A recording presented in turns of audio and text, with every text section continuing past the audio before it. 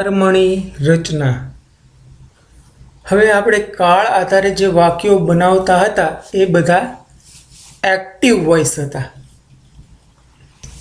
એક્ટિવમાં વાક્યમાં કર્તાને મહત્વ આપવામાં આવેલું હોય, કર્તાને મુખ્ય દર્શાવવામાં આવેલો હોય કે કર્તા કોઈ કાર્ય કરે છે। જ્યારે પેસિવ રચનામાં વાક્યમાં કરતા કરતા કર્મને ચડિયાતું દર્શાવવામાં આવ્યું હોય, કર્મને વધારે મહત્વ આપવામાં આવ્યું હોય છે।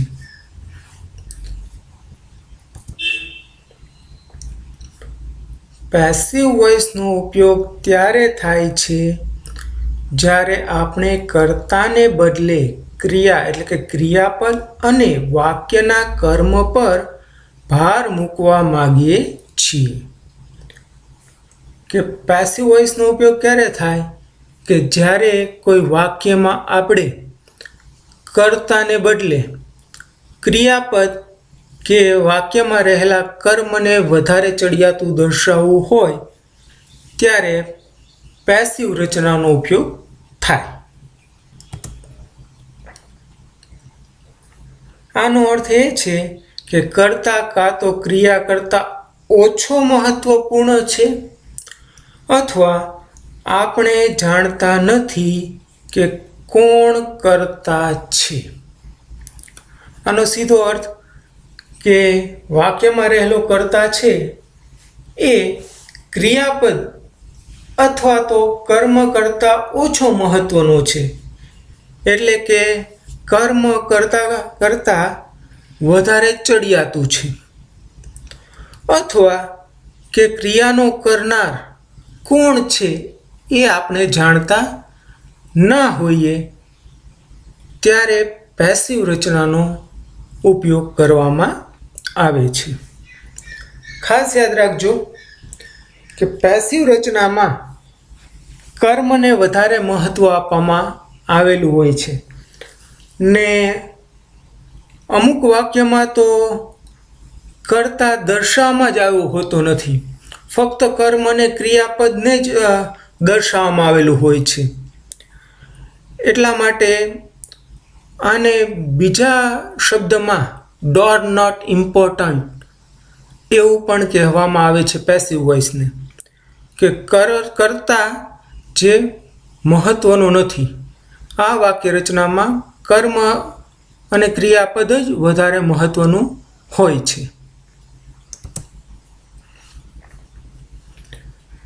એક્ટિવનું પેસિવમાં રૂપાંતર કઈ રીતે થાય હવે એ જોઈએ। એક્ટિવ વાક્યથી તો આપણે બધા સારી રીતે પરિચિત થઈ ચૂક્યા છીએ, કારણ કે કાળમાં આપણે બહુ બધી પ્રેક્ટિસ કરી લીધી છે એક્ટિવ વાક્યની।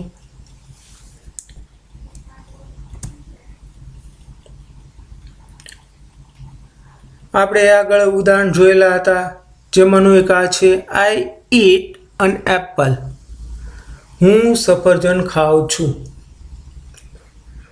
આઈ એ કર્તા છે, ઈટ એ ક્રિયાપદ છે અને એપલ એ કર્મ છે। તો કે કર્તા, ક્રિયાપદ અને કર્મ આ અંગ્રેજી વાક્યની વાક્ય રચના છે। હવે આ એક્ટિવને પેસિવમાં રૂપાંતર કરવા માટે અહીં ખૂબ જ સરળ, તમને બહુ સહેલી રીતે સમજાઈ જાય એ રીતે 5 સ્ટેપ આપવામાં આવેલા છે। તમે ફક્ત આ સ્ટેપ ફોલો કરો એટલે કોઈ બી એક્ટિવનું પેસિવમાં રૂપાંતર થઈ જશે। જોઈએ આપણે એ સ્ટેપ શું છે। સૌ પ્રથમ કર્મને કર્તાના સ્થાને મૂકો। કર્મ તો કાળ શરૂ કર્યા ત્યારે જ મેં તમને કીધેલું કે યાદ રાખજો દરેક વ્યક્તિ, આગળ આ નિયમનો તમારે ઉપયોગ કરવાનો રહેશે, જે છે વાક્યમાં રહેલું કર્મ શોધવું। તો કે વાક્યના ક્રિયાપદને શું પ્રશ્ન પૂછવાથી તમને સાચું કર્મ મળી જશે. જેમ કે અહીંયા આપ્યું છે આઈ ઈટ, હું ખાઉં છું, તો ક્રિયા થઈ ખાવાની. શું ખા છો, તો તરત તમને જવાબ મળશે સફરજન. તો કર્મને કર્તાના સ્થાને એટલે વાક્યની શરૂઆતનું સ્થાન ત્યાં મૂકવું. જો આર્ટિકલ લાગેલો હોય તો આર્ટિકલ સાથે કર્મને સીધું ઉઠાવવાનું. જેમ કે અહીં છે અન એપલ. હવે જોઈએ બીજું સ્ટેપ. યોગ્ય સહાયકારક ક્રિયાપદ ઉમેરો. જો મિત્રો અહીંયા શબ્દ મૂક્યો છે ઉમેરો, જે આપણે જાતે ઉમેરવાનું છે, એડ કરવાનું છે.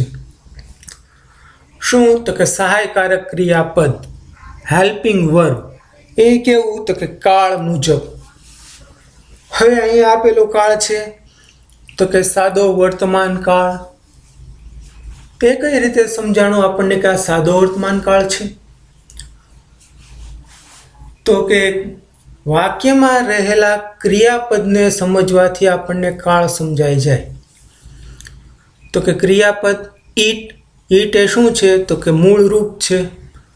તો કે ક્રિયાપદનું મૂળ રૂપ ક્યારે આવે હકાર વાક્યમાં, તો કે જ્યારે સાદો વર્તમાન કાળ હોય ત્યારે. એટલે કે આ સાદો વર્તમાન કાળ છે. સહાયકારક ક્રિયાપદમાં ટુ બીના ક્રિયાપદ અને ટુ હેવના ક્રિયાપદ એ પણ કાળ મુજબ મૂકવાના હોય છે. સાદો વર્તમાન કાળ છે એટલે સહાયકારક ક્રિયાપદ તરીકે એમ, ઇઝ કે આર આવે. હવે જોઈએ કે આપણે કર્મ કયું હતું, તો કે અન એપલ. અન એપલ એટલે કે ઈટ, ત્રીજો પુરુષ એકવચન. તો કે એની સાથે એમ, ઇઝ કે આરમાંથી શું લાગે, તો કે ઈટ સાથે ઇઝ લાગે. અન એપલ ઇઝ. હવે ત્રીજું સ્ટેપ જોઈએ. મુખ્ય ક્રિયાપદનું ભૂત કૃદંત મૂકો. વાક્યમાં જે ક્રિયાપદ આપેલું હોય તેનું ભૂત કૃદંતનું રૂપ, ત્રીજું રૂપ મૂકવાનું. હવે ખાસ યાદ રાખજો મિત્રો કે પેસિવ વાક્યમાં હંમેશા કોઈ બી કાળ હોય, ક્રિયાપદનું ત્રીજું રૂપ જ આવશે. ભૂત કૃદંત વગર પેસિવ રચના બનશે નહીં. અહીં આપેલું છે ઈટ, ઈટનું ત્રીજું રૂપ થાય ઈટન. તો આપણું વાક્ય બનશે અન એપલ ઇઝ ઈટન. ચોથું સ્ટેપ જોઈએ. બાય સંયોજક ઉમેરો. જો ફરી પાછું આપણે ઘરનું જોડવાનું. શું, તો કે બાય લગાડી દેવાનું. તો વાક્ય બન્યું આપણું અન એપલ ઇઝ ઈટન બાય. અને છેલ્લું સ્ટેપ, કર્તાની કર્મ વિભક્તિ મૂકો. કર્તાની કર્મ વિભક્તિ જે આપણે સર્વનામમાં શીખી ગયા. સર્વનામમાં જ્યારે તમને કોષ્ટક તૈયાર કરવાનું કીધું હતું, એમાં કર્તાના સ્થાને રહેલા સર્વનામના રૂપો, કર્મના સ્થાને રહેલા સર્વનામના રૂપો અને સંબંધક સર્વનામના રૂપો આ તમે તૈયાર કરેલા હતા. તો એ કર્મ વિભક્તિ અહીં મૂકવાની છે. પરંતુ જો કર્તાના સ્થાને સર્વનામ નહીં પણ નામ હોય તો તેનું તે જ રહે. એટલે કે ત્યાં નામ જે આપેલું એ નામ જ મૂકી દેવાનું રહે છે. નામનું સર્વનામ અને તેની કર્મ વિભક્તિ એવું કરવાનું રહેશે નહીં. ખાસ યાદ રાખજો, જો નામ હોય તો એ નામનું નામ જ રહેશે. તો આપણું વાક્ય થયું an apple is eaten by. હવે આઈની કર્મ વિભક્તિ છે મી. તો an apple is eaten by મી.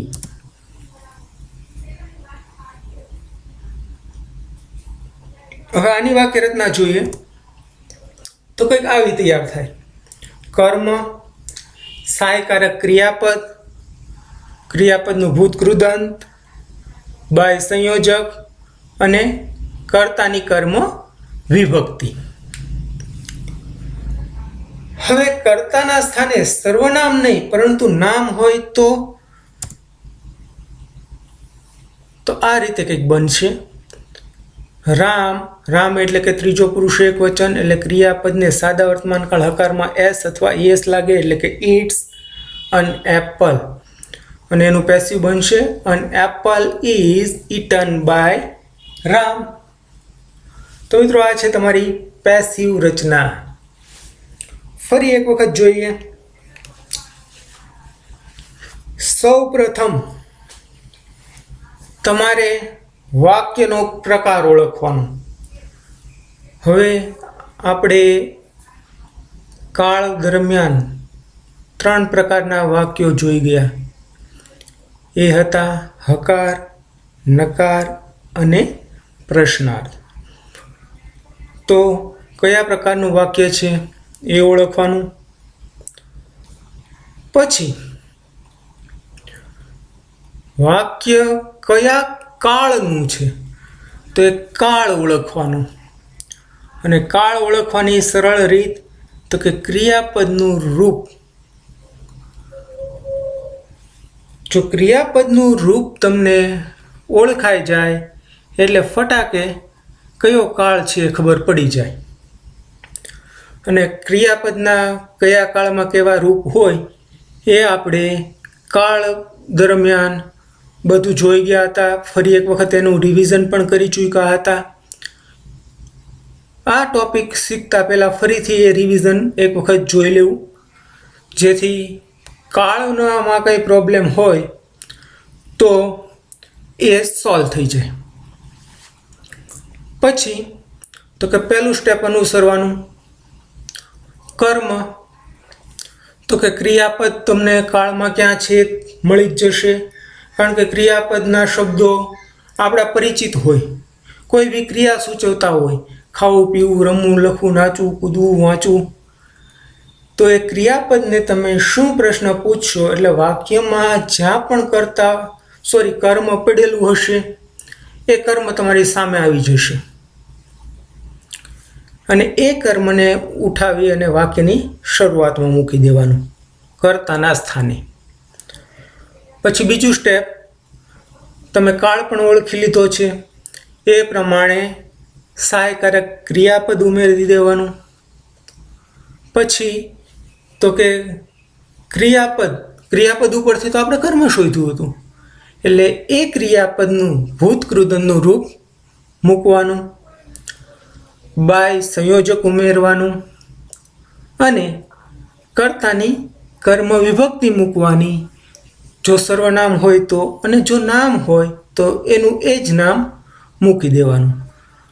તો આ રીતે એક્ટિવનું પેસિવમાં રૂપાંતર થાય છે. હવે જોઈએ સહાયકારક ક્રિયાપદ કાળ મુજબ કયા કયા લાગે. સાદો વર્તમાન કાળ, તો એમાં એમ, ઇઝ કે આર લાગે. સાદો ભૂતકાળ, જેમાં વોઝ કે વેર લાગે.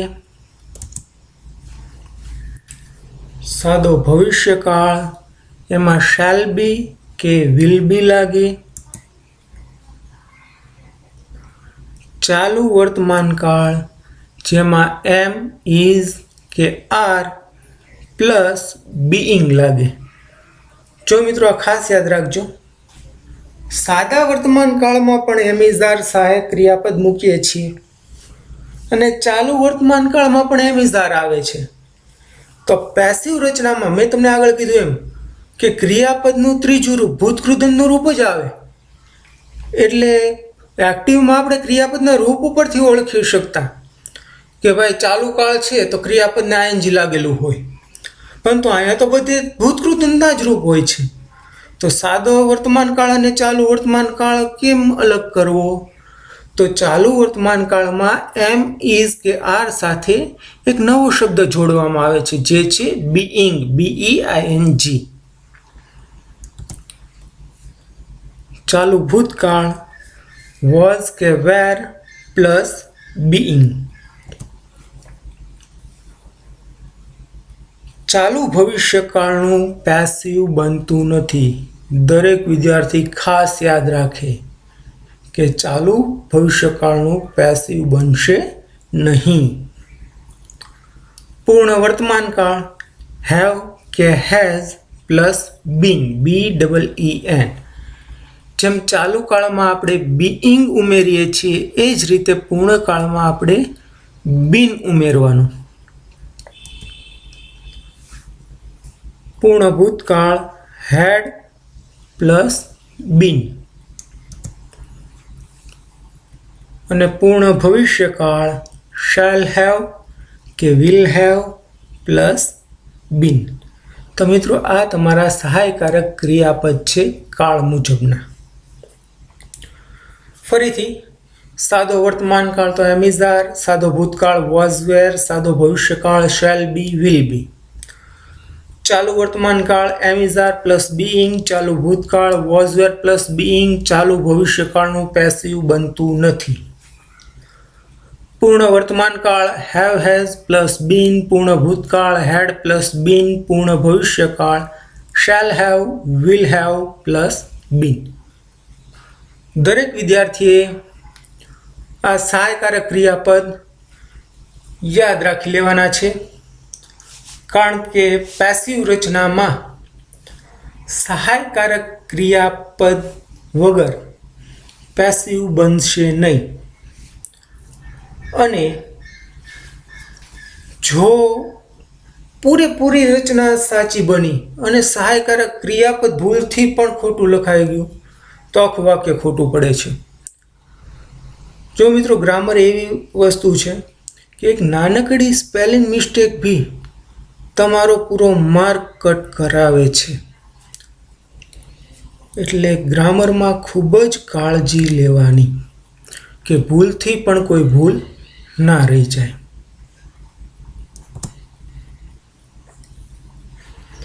હવે કર્તાની કર્મ વિભક્તિ છેલ્લું સ્ટેપ જે હતું એ જોઈએ. જો કર્તાના સ્થાને સર્વનામ આપેલું હોય, સર્વનામ તો કે નામના બદલે વપરાતા શબ્દને આપણે સર્વનામ કહીએ છીએ. અને સામાન્ય સર્વનામ આઈ, વી, યુ, હી, શી, ઈટ અને ધે છે. તો એની કર્મ વિભક્તિ કઈ આવે?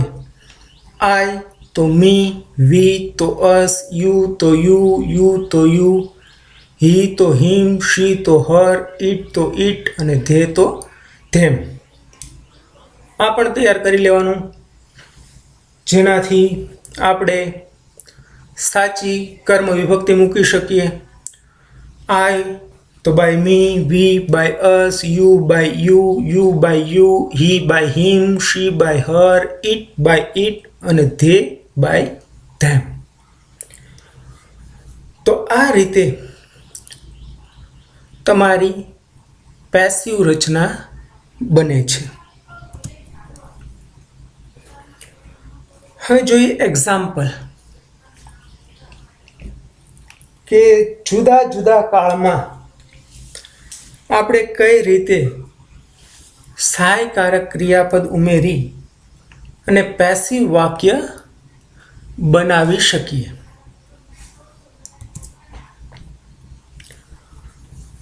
સાદો વર્તમાન કાળ આઈ ઈટ એન એપલ, તેનું પેસિવ બને an apple is eaten by me. સહાયકારક ક્રિયાપદ લાગ્યું ઇઝ. સાદો ભૂતકાળ તો ઈટનું ભૂતકાળનું રૂપ છે ate. I ate an apple, જેનું passive an apple was eaten by me. સાદા ભૂતકાળમાં સહાયકારક ક્રિયાપદ લાગશે વોઝ કે વેર. હવે જો આ ખાસ યાદ રાખજો મિત્રો, ઘણા ઉતાવળ કરીને ભૂલ કરી બેઠે છે અથવા દિમાગમાં એવું સમજેલા હોય છે કે કર્તા પ્રમાણે તમારે સહાયકારક ક્રિયાપદ મૂકવાનું હોય. એ બરાબર છે કર્તા પ્રમાણે, પણ કર્તા અત્યારે પેસિવ રચનામાં કર્તાના સ્થાને જે શબ્દ હોય એ પ્રમાણે મૂકવાનું હોય છે. નહીં કે અહીં આઈ કરતા આપ્યો છે તો આઈને સંબંધિત સહાયક ક્રિયાપદ ઉમેરવું. પણ આપણે અહીં કર્તાના સ્થાને જે શબ્દ છે અન એપલ એને લગતું સહાયકારક ક્રિયાપદ મૂકવાનું રહેશે. સાદો ભવિષ્યકાળ, I shall eat an apple, જેનો પેસિવ બને an apple will be eaten by me. જો આઈ સાથે શેલ, આપણા નિયમ પ્રમાણે આઈ અને વી સાથે શેલ મૂકીએ, બાકી બધે વિલ, તો પેસિવમાં અન એપલ કરતાના સ્થાને આવી ગયું એટલે શેલને બદલે બની ગયું વિલ.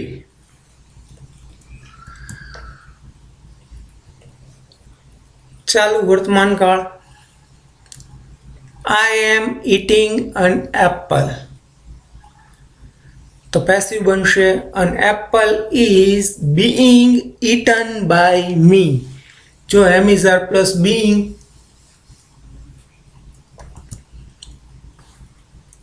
ચાલુ ભૂતકાળ, I was eating an apple, જેનું પેસિવ બનશે an apple was being eaten by me.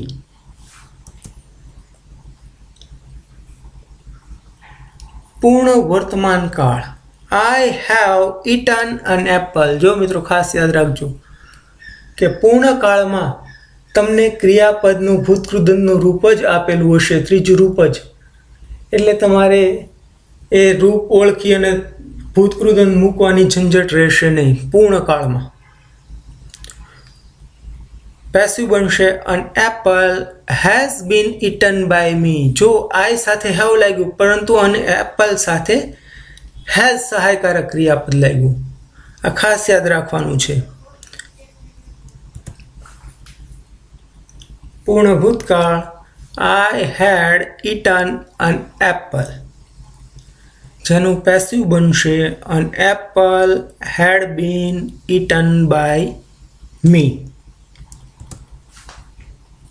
અને છેલ્લું પૂર્ણ ભવિષ્યકાળ, I shall have eaten an apple, જેનું પેસિવ બનશે એન એપલ વિલ હેવ